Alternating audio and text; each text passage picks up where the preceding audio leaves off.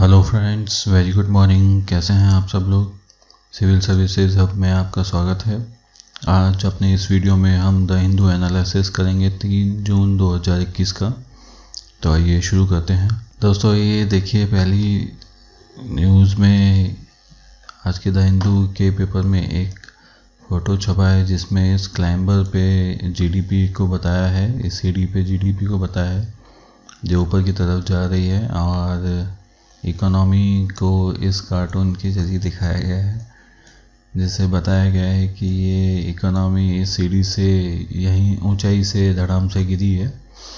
जैसा कि अभी कुछ ही दिन पहले सरकार ने अपने डाटा को प्रदर्शित किया था और उसमें यह साफ जाहिर था कि जीडीपी की स्थिति अभी भारत में ठीक नहीं है, उसकी वजह से इकोनॉमी की स्थिति भी ख़राब हो गई है। उसी को लेकर ये कार्टून आज के पेपर में छपा है कि जीडीपी कैसे धड़ाम से नीचे गिरी है और इसको संभालने के लिए काफ़ी प्रयास करने होंगे। चलिए आगे बढ़ते हैं अपनी पहली न्यूज़ की तरफ। दोस्तों इस न्यूज़ में आज फिर से जो सुप्रीम कोर्ट ने वापस से सेंटर से, केंद्र से वैक्सीन की परचेज़ को लेकर, ख़रीद को लेकर वापस से सवाल किया है और उन्होंने यह पूछा है कि क्यों आप 100% वैक्सीन जो है आप क्यों नहीं ख़रीदते हैं। आपको डिस्काउंटेड रेट पे भी वैक्सीन मिल रही है, फिर भी आप वो वैक्सीन नहीं ख़रीद रहे हैं, तो ऐसा क्यों कर रहे हैं। आप वैक्सीन खुद अपने लेवल पे ख़रीदिए और उसे फिर सेंटर को अवेलेबल कराइए। इसको लेकर ये बात कही गई है कि सेंटर सारी जिम्मेदारी स्टेट के ऊपर नहीं छोड़ सकता है। जब सेंटर को सारी वैक्सीन डिस्काउंटेड रेट पे मिल रही हैं और वहीं ये वैक्सीन स्टेट को जो है 300 से 600 रुपये के बीच में मिलती हैं, तो ऐसी स्थिति में 150 रुपये में मिलने वाली वैक्सीन को 300 रुपये में ख़रीद कर वैसे भी खर्चा दुगना ही हो रहा है। और ऐसी स्थिति में अब आज के समय में जहाँ जीडीपी भी बहुत डाउन है और सब चीज़ें एकदम नेगेटिव स्तर पे ही चल रही हैं, तो ऐसी स्थिति में ये एक्स्ट्रा खर्चा करना ठीक बात नहीं है। इसलिए सुप्रीम कोर्ट ने कहा है कि आप वैक्सीन खुद अपने लेवल पे ख़रीदिए और नहीं ख़रीद सकते हैं तो उसका कारण बताइए कि आप क्यों नहीं ऐसा कर पा रहे हैं। इसके अलावा सुप्रीम कोर्ट ने जो बजट एलोकेशन में केंद्र सरकार ने कोविड को 35,000 करोड़ का जो बजट एलोकेट किया था, उसके बारे में भी बात पूछी है कि 35,000 करोड़ का जो बजट एलोकेट आपने किया था उसका आपने क्या किया है, उसका अभी तक क्या डिस्ट्रीब्यूशन रहा है, उसके बारे में भी जानकारी मांगी गई है। तो सेंटर की तरफ से अभी कोई जवाब पेश नहीं किया गया है। दूसरी तरफ जो हाई कोर्ट है, दिल्ली हाई कोर्ट ने ऑफिसर्स को फटकार लगाते हुए उनको कहा है कि अगर आप अपना कार्य ढंग से नहीं करेंगे तो मैनस्लॉटर, जो मानव हत्या, जीव हत्या का जो केस होता है, आपके ऊपर चलाया जाएगा। और एक सरकारी महकमे में एक सरकारी ओहदे पर बैठकर आप एक जिम्मेदार अफसर की तरह आप कार्य कीजिए। अगर आप उस तरीके से कार्य नहीं करते हैं तो इस स्थिति में आपके ऊपर केस चलाया जाएगा और मैनस्लॉटर के जुर्म में आपको कार्रवाई झेलनी पड़ेगी। तो उस स्थिति से बचने के लिए इन्होंने यह कार्य किया है। बेसिकली ये जो न्यूज़ है वो एक Indian pharma company Panacea biotech से संबंधित है। पैनेशिया बायोटेक ने हाई कोर्ट में रिट लगाई थी कि हमने जो वैक्सीन को लेकर हमारा ट्रायल चालू है, स्पुतनिक वी जो है वो वैक्सीन बना रहे हैं, उनका ट्रायल उनका कंप्लीट है, लेकिन उसके आगे गवर्नमेंट को फंडिंग नहीं मिल रही है। गवर्नमेंट फंडिंग के लेवल पे जो है डॉक्टर रेड्डी से स्पुतनिक खरीदने वाली है और इसी वजह से जो पैनेशिया को जो है ग्रांट नहीं मिल रहा है। तो उसके लिए इन्होंने कहा है कि जब इंडियन कंपनी कोई वैक्सीन बना रही है, पैनेशिया बायोटेक वैक्सीन बना रही है, तो आप विदेशी कंपनियों से इसे क्यों खरीद रहे हैं और बाहर से क्यों मंगा रहे हैं, जबकि पैनेशिया बायोटेक एक भारतीय कंपनी है और वो यहीं पे वैक्सीन को बनाकर और यहीं पे डिस्ट्रीब्यूट करेगी। तो उसको लेकर इन्होंने कहा है कि अगर अफसर कुछ पर्सनल इंटरेस्ट के कारण अगर ऐसा कर रहे हैं तो उन्हें बचना चाहिए इससे, और नहीं तो मैनस्लॉटर के जो चार्जेस हैं उनको झेलना पड़ेगा।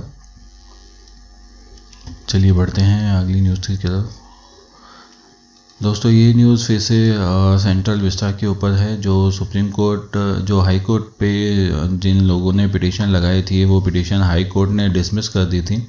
हाई कोर्ट में पिटीशन डिसमिस होने पर अब उन्होंने सुप्रीम कोर्ट में उस पिटीशन को लगाया है और सुप्रीम कोर्ट में भी उन्होंने ये सब बातें ही कही हैं कि पेंडेमिक के दौर पर ऐसा बड़ा प्रोजेक्ट रन करना ठीक नहीं होगा, जबकि मज़दूर काफ़ी बड़े लेवल पे मज़दूर उसमें शामिल होंगे। वो मज़दूर भी बिना रेस्ट्रिक्शन के काम करेंगे, बिना देख रेख के काम करेंगे, तो ऐसे में कोविड जो वापस से फैलने का डर रहता है। और हाईकोर्ट ने इस प्ली को यह कह के रिजेक्ट कर दिया था कि पेंडेमिक के सारे जो नॉर्म्स हैं इसमें फॉलो किए जा रहे हैं और मानव जाति के हित के लिए यह प्रोजेक्ट चलाया जा रहा है, जिसे उन्होंने सुप्रीम कोर्ट में वापस से पिटीशन दायर की है और कहा है कि जो मानव हित का जो इसमें बात है वो जाहिर नहीं है। और पेंडेमिक के दौर पे तो, महामारी के दौर पे तो यह मानव हित बिल्कुल नहीं है कि 20,000 करोड़ रुपए कहीं डेवलपमेंट नहीं करके और महामारी के यूज़ में ना लेकर कहीं किसी प्रोजेक्ट को, डेवलपमेंट प्रोजेक्ट को शुरू करने में और उसे पूरा करने में लगा दिए जाएं। तो इसकी सुनवाई अभी हुई नहीं है, लेकिन ये पिटीशन सुप्रीम कोर्ट में गई है, तो देखते हैं आगे क्या होगा। बढ़ते हैं अगली न्यूज़ की ओर।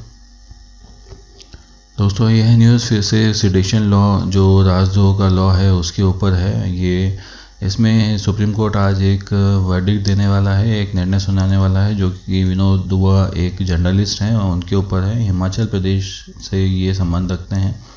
इन्होंने भी ये पद्मश्री अवॉर्डी भी हैं और इन्होंने हिमाचल प्रदेश गवर्नमेंट के संबंध में या विरोध में या उनको क्रिटिसाइज़ करने के लिए यूट्यूब पे एक वीडियो डाला था जो दिल्ली के जो दंगे थे उनसे संबंधित था, तो इसलिए उनके ऊपर सेडिशन का चार्ज लगाया गया था। सेडिशन के चार्ज के बाद में आज उनकी सुनवाई है। आज उनकी सुनवाई में क्या होता है वो देखने की बात है। हालांकि अभी कुछ समय पहले ही सुप्रीम कोर्ट ने आंध्र प्रदेश सरकार को भी यह निर्देश दिया था कि देशद्रोह का जो कानून है उसे रिव्यू करने की ज़रूरत है और एक्चुअल परिभाषा उसे देने की ज़रूरत है। और ऐसे में यह निर्णय आज सुप्रीम कोर्ट की तरफ से क्या आता है, यह रोचक जानकारी रहेगी। और इसके अलावा जो फेक न्यूज़ का सरकार से जब उनका पक्ष मांगा गया तो उन्होंने यही कहा कि ये जो सारी न्यूज़ इन्होंने प्रदर्शित करी यूट्यूब पे वो एक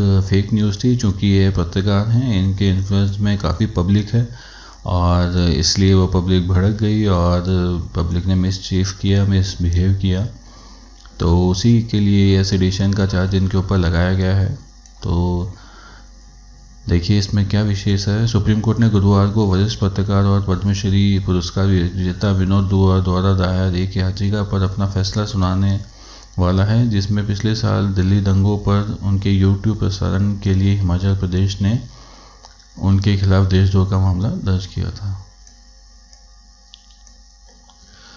बढ़ते हैं आगे। दोस्तों इसमें अभी सुप्रीम कोर्ट ने फिर से दिल्ली गवर्नमेंट को फटकार लगाई है और उनसे पूछा है कि जब आपके पास में वैक्सीन की सेकेंड डोज़ नहीं है तो आप फर्स्ट डोज़ लोगों को क्यों लगा रहे हैं। दोस्तों आपको पता होगा कि दिल्ली के मुख्यमंत्री अरविंद केजरीवाल जी ने यह बार बार कंसर्न उठाया है कि हमारे पास सेकेंड डोज़ नहीं है, इसलिए उन्होंने 18 वर्ष से लेकर जो 44 वर्ष तक का जो कोविशील्ड उनको और कोवैक्सीन उनको लगाया जा रहा था उसको स्टॉप करने की बात कही है, क्योंकि फर्स्ट वैक्सीन लगाने के बाद में 6 वीक के अंदर जो इंक्यूबेशन पीरियड होता है उसमें ही सेकेंड डोज़ लगाना ज़रूरी होता है। और सेकेंड डोज़ के लिए दिल्ली गवर्नमेंट के पास में, जैसा कि मुख्यमंत्री ने कहा है कि उनके पास में डोज़ अवेलेबल नहीं है, इसलिए 18 वर्ष से लेकर 44 वर्ष के व्यक्तियों को जो डोज़ लगाई जाती थी उसे रोक कर लोगों को सेकेंड डोज़ लगाई जाएगी। इसी के लिए जो दिल्ली गवर्नमेंट को हाई कोर्ट ने यह पूछा है कि आपके पास में जब डोज़ नहीं थी तो आपने इतने सारे सेंटर क्यों ओपन किए, इतनी बड़ी मेजॉरिटी के रजिस्ट्रेशन क्यों अलाउ किए।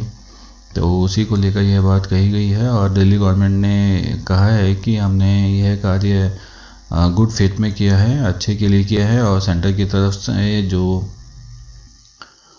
हमें जानबूझकर वैक्सीन नहीं दी जा रही है, उसके कारण से आप उनको डायरेक्शन दीजिए और उन्हें कहिए कि वैक्सीन दे। तो इसको लेकर यह न्यूज़ है और वैक्सीन को लेकर काफ़ी घमासान देश में चल रहा है और सुप्रीम कोर्ट और हाई कोर्ट दोनों एक्टिव मोड में है। देखते हैं यह किस तरह इसको अमली जामा पहनाया जाता है भविष्य में। बढ़ते हैं अगली न्यूज़ की ओर। दोस्तों अगली न्यूज़ जो है वो दो तूफ़ानों से संबंधित है, जो यास और साइक्लोन जो हमारे देश में आए थे। एक अरब सागर से आया था और एक बे ऑफ बंगाल की तरफ से आया था। तो इन दोनों तूफ़ानों ने काफ़ी नुकसान पहुंचाया है देश के तटों को और करीबन 60 लाख लोग जो हैं यास से प्रभावित हुए हैं, जो गांव 11,000 गाँव में रहते थे। और इसके अलावा 610 करोड़ रुपए की जो संपत्ति है उसका नुकसान हुआ है। मुख्यमंत्री नवीन पटनायक ने जो काफ़ी रिलीफ पैकेज भी इसके लिए जारी किए हैं और उन्होंने राहत के लिए कार्य जो है वो डिस्ट्रिक्ट एडमिनिस्ट्रेशन को जल्द से जल्द पूरे करने के लिए कहा है।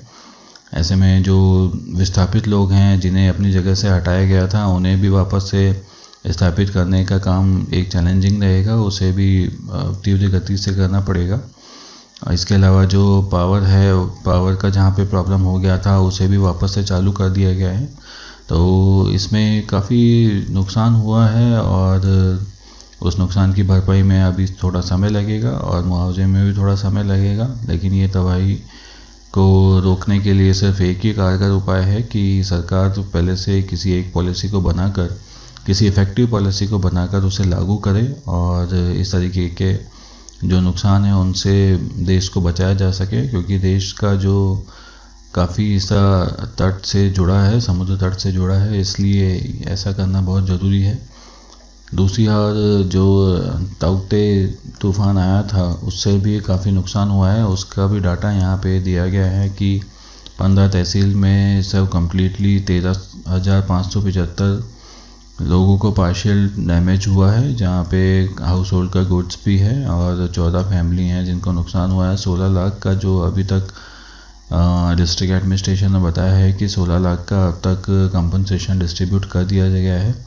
और इससे जो नुकसान हुआ वो पोल्ट्री फार्म को भी काफ़ी नुकसान हुआ और लगभग 3 लाख के समथिंग का इनको नुकसान हुआ है और लगभग 7800 के आसपास जो हैं किसान इफ़ेक्टेड हुए हैं, इससे प्रभावित हुए हैं और 1614 हेक्टेयर भूमि पर भी इसका प्रभाव पड़ा है। तो काफ़ी बड़े लेवल पे इस का नुकसान हुआ है। इस नुकसान की भरपाई अभी दोस्तों धीरे धीरे होगी और जो इससे प्रभावित हुआ है उसे ही सबसे ज़्यादा नुकसान हुआ है।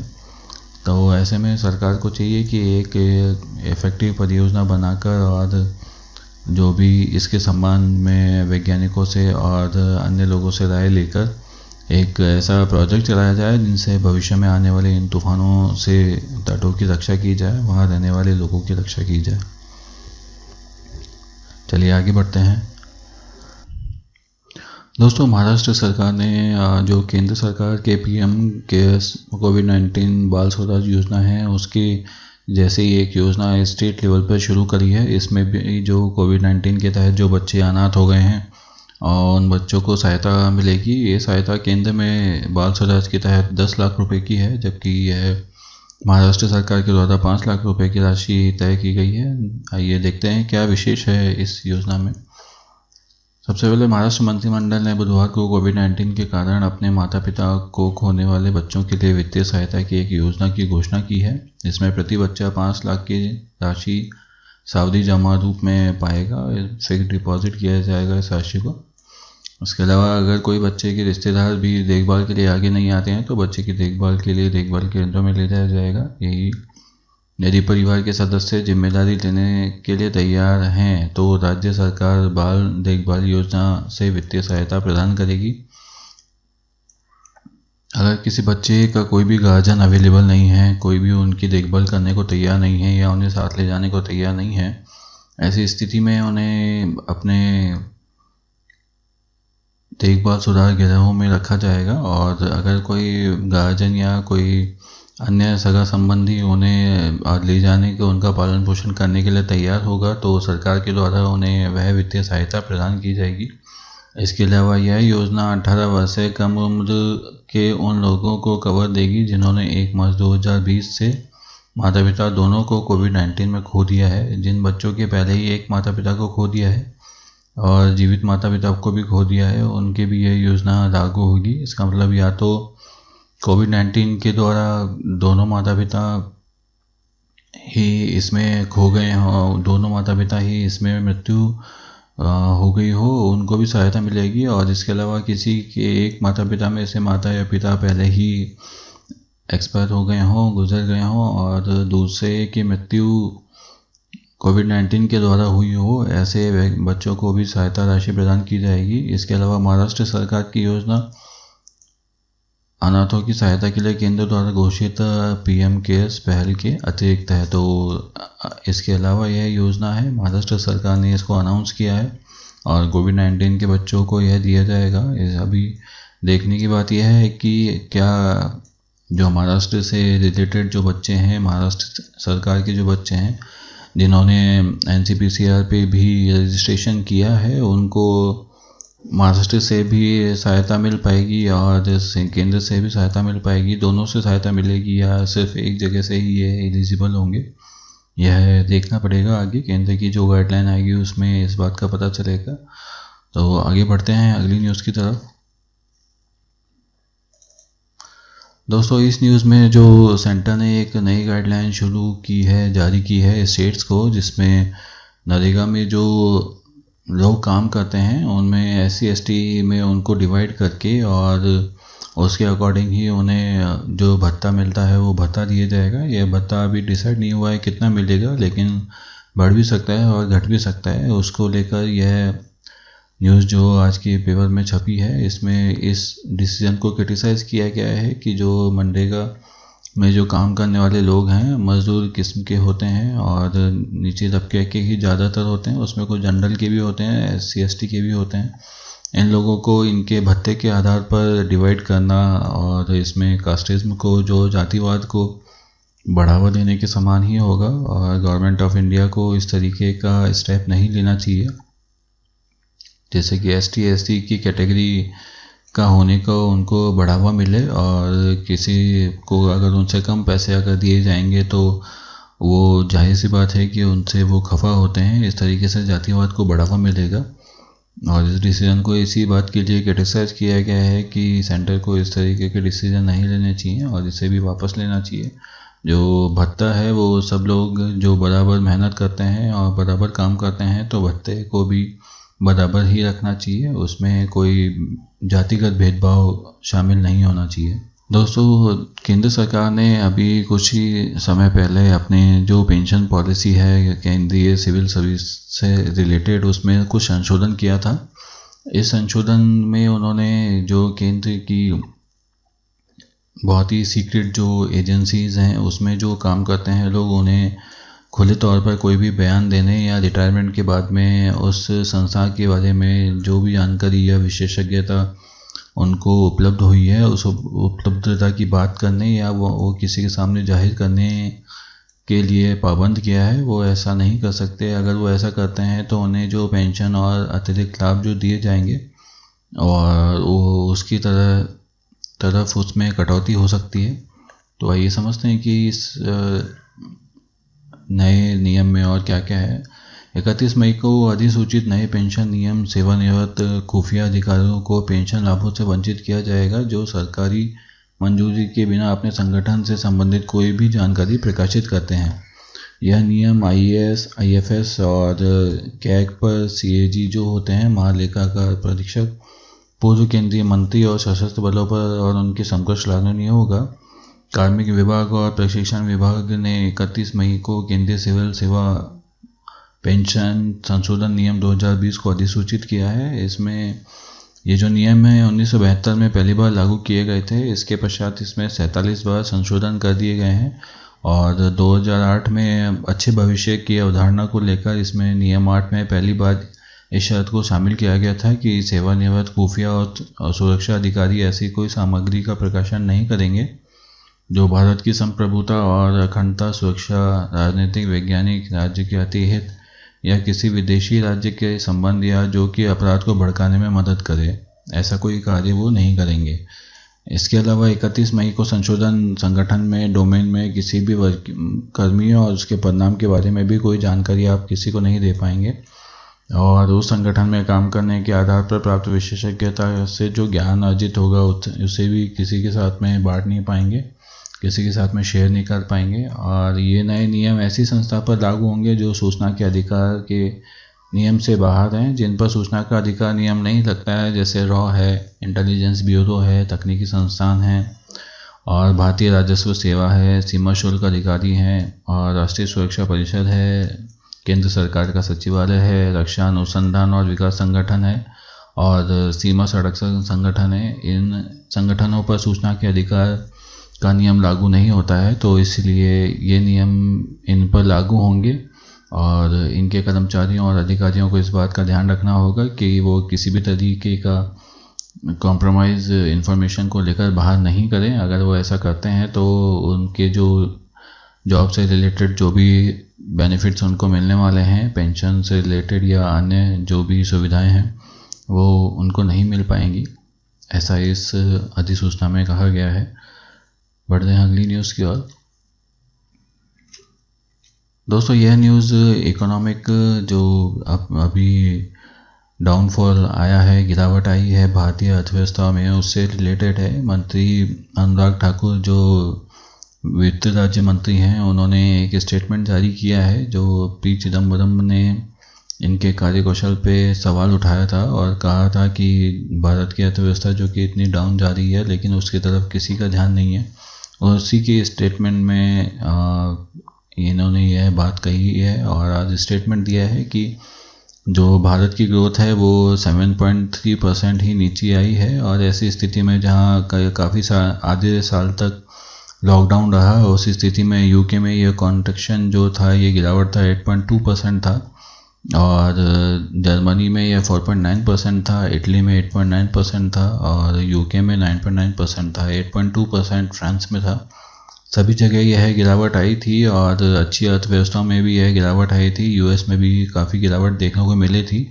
इसके विपरीत भारत में यह गिरावट सिर्फ 7.3% ही है, जो कि इन सब अर्थव्यवस्थाओं से कम है।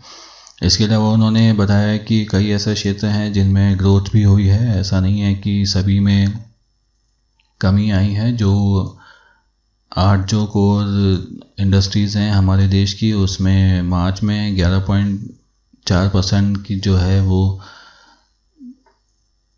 प्लस देखा गया था, और 56.1% अप्रैल में देखा गया था। स्टील और सीमेंट सेक्टर ने 27.3% विकास किया था, और इसके अलावा मार्च में भी कई जो हैं सेक्टर्स हैं उनमें उछाल आया है, जिसमें प्री लॉकडाउन पीरियड के बाद अलावा जो अन्य क्षेत्र हैं उनको बढ़ावा मिला है। और इसी प्रकार से उन्होंने कई और बातें कही हैं कि पी चिदम्बरम जो स्टेटमेंट दे रहे हैं, उन्होंने ये नहीं देखा है कि किस चीज़ की तरफ अच्छा हुआ है, खाली उन्होंने यही देखा है कि किस चीज़ में बुरा हुआ है। तो ऐसा वो नहीं करें, और क्रिटिसाइज़ करने से पहले सारे फैक्ट्स हैं उन्हें जान लें, और जानने के बाद ही यह बात कहें। तो देश की अर्थव्यवस्था तो वाकई में काफ़ी निचले स्तर पर है, और इसे संभालने में अभी काफ़ी समय लगेगा। लेकिन ये जो आर्टिकल आज छपा है, ये एक पॉलिटिकल वाद विवाद है, जिसमें सिर्फ हमें यही जानने की ज़रूरत है कि इसमें क्या क्या स्टेट्स दिए हुए हैं, क्या क्या बातें बोली गई हैं, वही हमारे लिए काम की हैं। तो अब बढ़ते हैं अगली न्यूज़ की ओर। दोस्तों, इस न्यूज़ में WHO ने जो भारतीय वेरिएंट है कोविड-19 का, जिसे B16172 कहा जाता है, ये वेरिएंट भारतीय वेरिएंट है। इस वेरिएंट को ही सबसे खतरनाक बताया है, और इस वेरिएंट के लिए ही जो रोकथाम करनी है वो इस वेरिएंट के लिए ही सबसे ज़्यादा करनी है, इसी को सबसे ज़्यादा खतरनाक बताया है। ये वेरिएंट भारत से ही अन्य जगहों पर फैला है, और इस वेरिएंट का कंसर्न भारत और WHO ने दिखाया है, और इसी के लिए सामूहिक रूप से कार्य करने की बात कही है। विश्व स्वास्थ्य संगठन ने कहा है कि केवल B16172 और B16171 कोविड-19 वेरिएंट तीन प्रकार का है जो पहली बार भारत में पाया गया था। अभी चिंता का मुख्य कारण यही वेरिएंट है। और B1617 संस्करण पहली बार भारत में पाया गया था और इसके 3 वंशों में विभाजित किया गया है, B16171, B16172 और B16173। ये 3 वेरिएंट इसके पाए जाते हैं, जिसमें से इस वेरिएंट को जो सेकंड नंबर का है इसे सबसे खतरनाक माना जाता है। यही वेरिएंट सबसे ज़्यादा नुकसान पहुंचा रहा है। और सुपर स्प्रेडर में भी यही वेरिएंट पाया गया था। और उन्होंने कहा है कि B1617 स्ट्रेन जो है 1 नंबर का जो स्ट्रेन है उसे अब इन्होंने वेरिएंट ऑफ इंटरेस्ट में पुनः वर्गीकृत किया है और अब कम खतरनाक इस वायरस को, इस वेरिएंट को बताया है। ऐसा WHO ने डाटा प्रकाशित किया है। तो इस डाटा को आप ध्यान में रखिएगा कि कौन सा वेरिएंट भारतीय वेरिएंट है और कौन सा ज़्यादा नुकसान पहुंचा रहा है। इस प्रकार से वेरिएंट का नाम और देखकर आपको सवाल पूछा जा सकता है। आगे बढ़ते हैं दोस्तों। ये जो न्यूज़ है वो US से रिलेटेड एक टल्सा देश हत्याकांड से रिलेटेड है, जो करीबन 100 साल पहले हुआ था। और 1921 में यह हत्याकांड हुआ था अमेरिका में, टल्सा और ओक्लाहोमा में। जो ब्लैक अमेरिकन्स थे उन पर वाइट अमेरिकन्स के द्वारा हमला किया गया था और इसमें कई लोग मारे गए थे। जिस जगह पर यह हमला हुआ था उसे ब्लैक वॉल स्ट्रीट के नाम से भी जाना जाता है। तो उसी के ऊपर जो नए राष्ट्रपति जॉन बाइडेन थे उन्होंने अभी अपना वक्तव्य दिया है और कहा है कि अब इस देश में ऐसा कभी नहीं होगा और सब लोगों को बराबरी का अधिकार मिलेगा और सब लोगों को जीने का अधिकार मिलेगा, आगे बढ़ने का अधिकार मिलेगा। उसी के द्वारा पॉलिसियाँ बनाई जाएंगी। तो क्या विशेष है इस आर्टिकल में, देखिए। जो टल्सा ओक्लाहोमा में अफ्रीकी अमेरिकियों की सफ़ेद भीड़ द्वारा उनकी संपत्तियों को व्यापक नुकसान ने देश और दुनिया को झकझोर दिया था। यह हत्याकांड मई 1921 में हुआ था और इसने आत्मनिरीक्षण और नीतिगत कार्रवाई को जन्म दिया था, जिसने अमेरिकी समाज को परेशान करने वाली नस्लीय खाई को पाटने का काम किया गया है। 1921 में जब यह हत्याकांड हुआ तो इस हत्याकांड के बाद में काफ़ी जो लोग हैं, काफ़ी जो संगठन हैं ब्लैक अमेरिकन्स को लेकर वो एक्टिव हो गए थे और उन्होंने अपने अधिकार की बात करी। उस अधिकार की बात की लड़ाई के जरिए ही नस्लवाद को लेकर अमेरिका में कानून बनाए गए और नस्लवाद को ख़त्म करने की कोशिश की गई। तो उसी के ऊपर ये आर्टिकल है, वर्ल्ड हिस्ट्री से रिलेटेड दोस्तों ये आर्टिकल है। तो आप ध्यान रखिएगा कि यह कब और कहाँ और कैसे हुई थी।